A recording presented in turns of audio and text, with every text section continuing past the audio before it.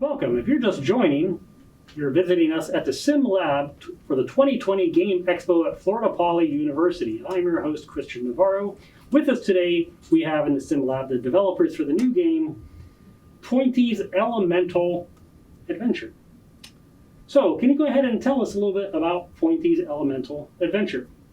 Pointy's Elemental Adventure is a turn-based RPG where you are allowed to put points into different elements so you can power up your skills. Certain skills get unlocked the more points you have, and the older skills that you had tend to get stronger the more points you invest. We like to believe that this kind of gives some freedom of choice to the player as to what they want to put in. Like, they could put in a lot of points into their fire skills, but also put some into their healing skills. And that's the main gist of it. We use a system of action points to use skills, and these action points can only be regenerated by using your basic attack instead of a skill, or via potions. That pretty much sums it up. It's very reminiscent of the old Flash RPGs that people used to play. Tend to be very small, but have a little bit going on, just a little bit of creative freedom, but nothing that extends so long like the 100-hour console games and typical RPGs that are released on modern day. Okay, so you've emphasized that it's an RPG. You've got the skill building component of RPGs. Is this a game genre that you're both fond of? Yes, I am in love with turn-based RPGs. I love Pokemon. I love Dragon Quest. I'm a fan of Fire Emblem to an extent. I find the genre very enjoyable. I love RPGs as well, but I'm less more on the turn-based side. I just like any RPG. In fact, the more unique the combat system, the better for me, rather than these typical turn-based. Okay, tell me about your combat. A lot of my combat tends to revolve around 3D movement, which is why, the reason I like RPGs so much is actually more focused on the world building, the different NPCs you can interact with, the stories or interests that people have in the world itself, how all of that's built, the scene that things create. That's what I'm more interested in when it comes to the actual RPG. Okay, so is there a narrative then to this backstory? For this game, the narrative is generally just a feels-good game. A lot of it is made so that it doesn't take itself too seriously. It parodies a lot of some of the more typical generic, hey, dark world, gotta save it all.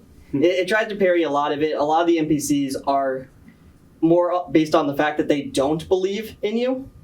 So rather, they just make a lot of jokes. They live their life as if normal. They make a lot of jabs at each other rather than anything else. So that's what more this world is based on, instead of actually making a full-on story. Okay, so let me see some of the differences where you're pointing out, making parodies of it instead of getting too serious in here while still maintaining the world building, skill building, typical RPG set. What about your assets? Are all the assets developed by you two, or do you reach out? I personally made every asset in the game, every model. He worked on the terrain, the actual levels were him, but I worked on the trees, the hero, the NPCs, the enemies, the UI, and the sprites. I pretty much just put everything that he already made.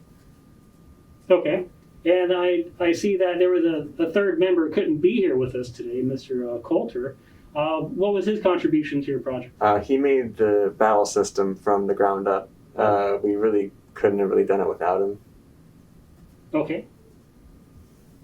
And the battle system, how would you say that compares to a battle system in another turn-based RPG? What are some of the similarities or differences in that?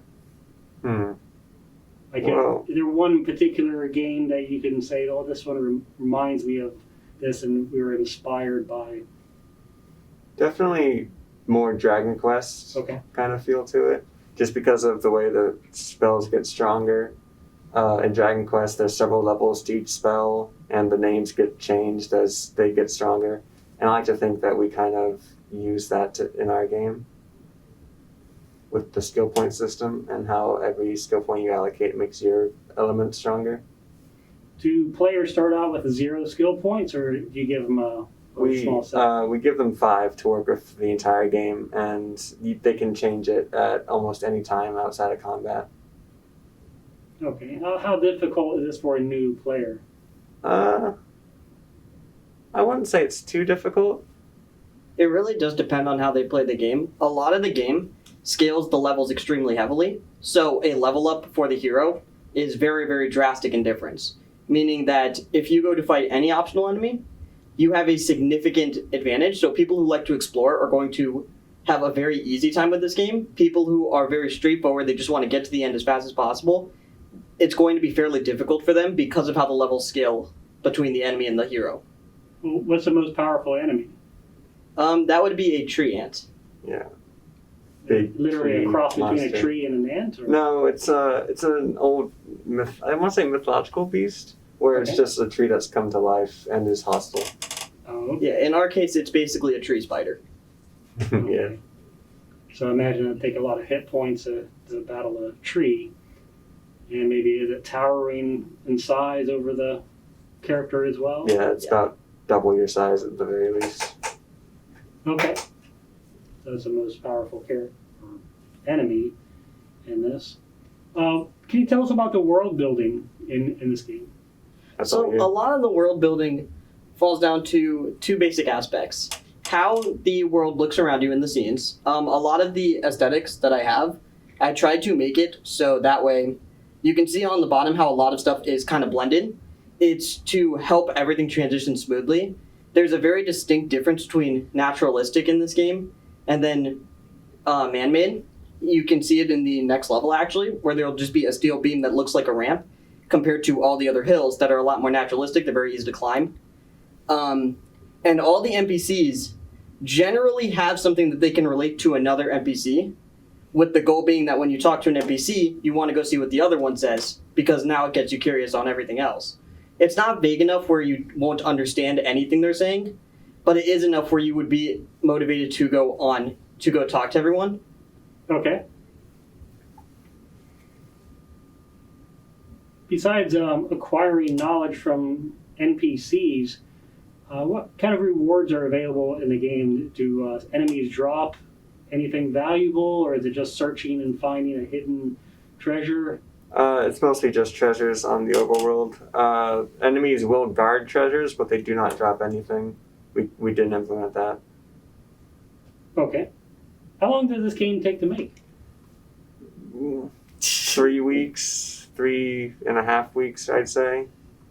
First week was just UI and modeling. Second week was battle system implementation, and then we had to keep reworking a lot of things to work with the battle system. Last week was balancing and just working out the kinks. Okay.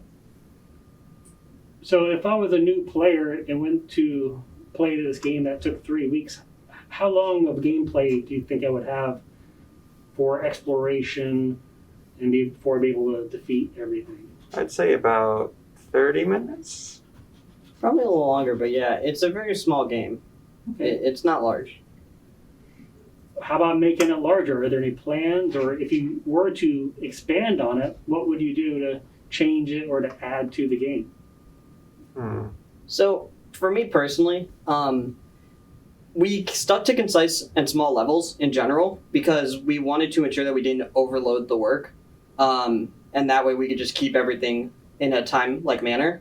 Okay. But if I was given more time, I would like to make the levels a little bigger and then add a few more. That way I could get a few more different themes. Like, for example, a castle level would be fantastic because compared to all the terrain-based levels that I have here, a castle level that's a lot more man-made, a lot more rigid in its turns and that kind of feel would be very interesting, I think, to have. That's my personal feeling on the matter. Would you put that in the same level, or would you make that a new level? I would probably make that a new level somewhere around the town that unlocks after you beat, say, the cave. Okay. I personally would have liked to add some shops to the game, but I feel like the shops would only be really useful on a bigger scale than what we currently had. Okay, to increase your inventory, to sell your wares. Yeah, exactly. Buy some new wares, Okay. stuff like that. How about opportunity for this to be a multiplayer or perhaps an multiplayer online game? Do you see any networking of this and having an open world where many people can play online? Not we actually really. mentioned that earlier, though. We did bring up the possibility, right? Yeah, but I don't really see it Yeah. coming to fruition. I feel like that'd be hard to balance around. And the world isn't exactly that sprawling at the moment. Okay. Well, it looks pretty interesting. Right now, there's like a dark scene. Is this a nighttime or twilight It's a cave, Yeah, actually. cave? Okay. Yeah, in the road level, one of the most prominent features that I made was that cave that stands out near the side of where the NPCs actually are. The cave is made to be dark because everything else in the game is so bright. This helps provide a little bit of a contrast, and it also adds the fact that unlike the rest of the game, where you can see usually the treasure and then see the enemy guarding it as well and decide, that does not work as well in the cave. There are very few treasures you can see before you actually see the enemy, and usually if you can see the treasure, you cannot see it from the same side you can get to it. So you Okay. can't usually see what's actually guarding it. All right. Looks like the player just found the treasure in there. Yeah. That was So- the end of the cave. That game wrapped up with that player finding that treasure. What about wrapping up your careers? Are you planning on expanding into game development after your academic career, or you have other ideas for your career after Florida Poly? I would love to go into game development. I've said this before, but like I'm okay with any programming, but game development is a much bigger focus of mine. Sure. Okay. I also would like to go into game development, but unlike Philip, I am not much on the programming side. I am not huge on it.